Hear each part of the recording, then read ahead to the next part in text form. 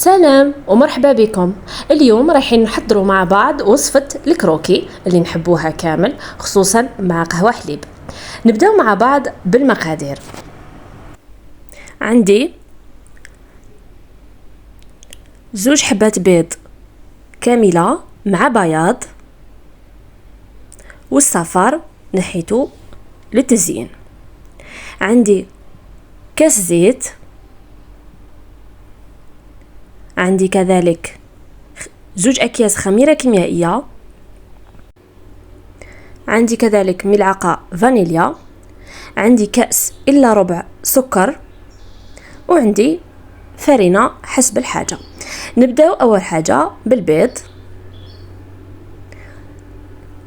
نزيدو السكر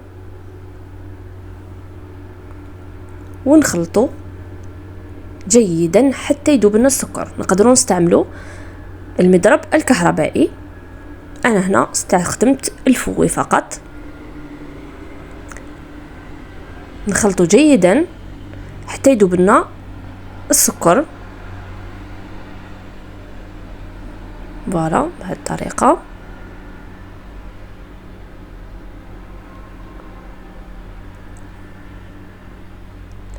بمجرد ما ذاب لنا السكر نحطو لافاني هكا، نزيدو نخلطو.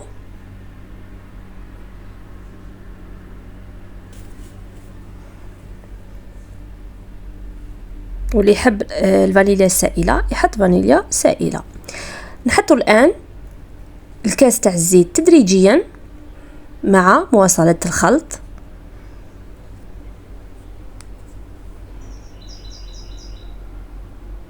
بهذا الشكل نحطو الزيت ونخلطو في كل مرة هكا.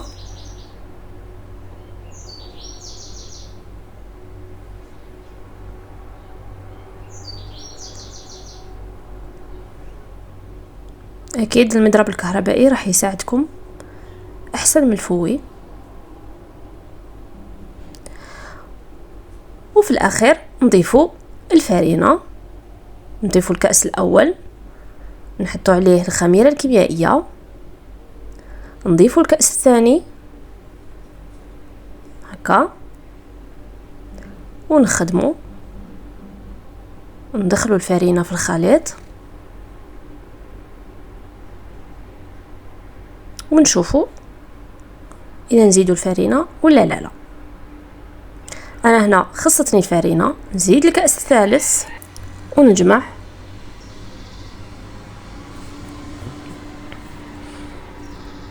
فوالا الآن الكأس الرابع نضيفوه تدريجيا حتى نتحصلوا على عجينة طرية جدا، لازم تكون طرية بزاف، ما لازمش تخرج لنا يابسة. فوالا انا هنا جمعت العجين تاعي كما راكم تشوفوا القوام تاعو. قسمته قسمين ونبدا نخدم الحرابش تاعي. اكيد الصينيه تكون مدهونه بالزيت ولا تحطي لها بابي كويسون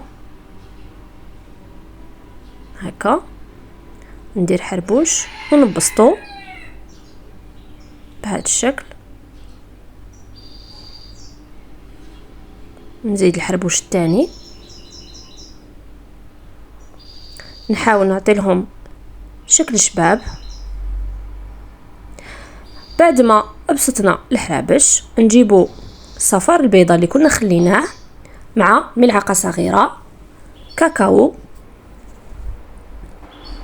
وندهنو سطح الكروكي تاعنا. هذا الخليط راح يعطي لها لون شباب من فوق هكا.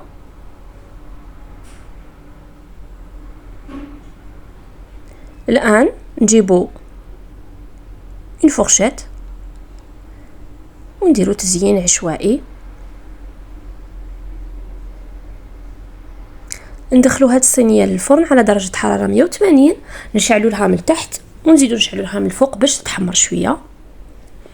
انا هنا خرجت السنيوه من الفرن، نخليها جوست تدفى شويه برك ونبدا نقطع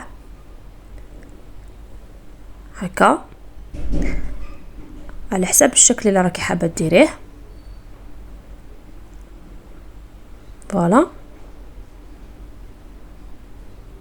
انا هنا وصلت لنهايه الفيديو. نتمنى تعجبكم الوصفه، نتمنى تجربوها. ما تنسونيش بتعليقاتكم، لايكاتكم والمشاركه مع الاصدقاء، والى اللقاء، الى فرصه اخرى.